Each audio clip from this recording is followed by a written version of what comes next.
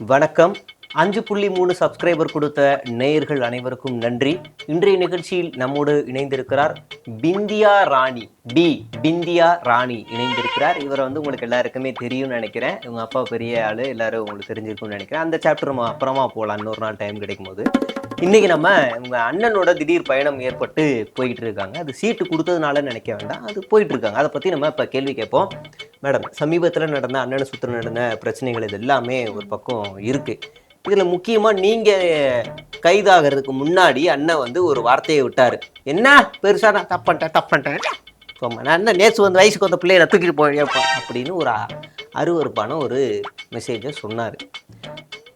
ஏன் இந்த இவ்வளவு கோவத்துல ஏன் இவ்வளவு மோசமான ஒரு கருத்து வந்துச்சு? இப்ப பின்னாடி நீங்க நின்றுகிட்டு வேற இருந்தீங்க.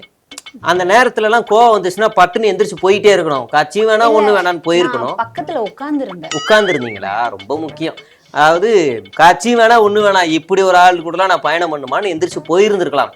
அப்படி இருந்திருப்பாங்க நிறைய, வேற யாரா இருந்தா.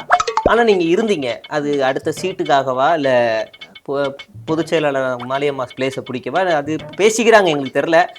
என்ன, ஏன் அவ்வளவு பேசணும்? அந்த கருத்துக்கு வாங்க.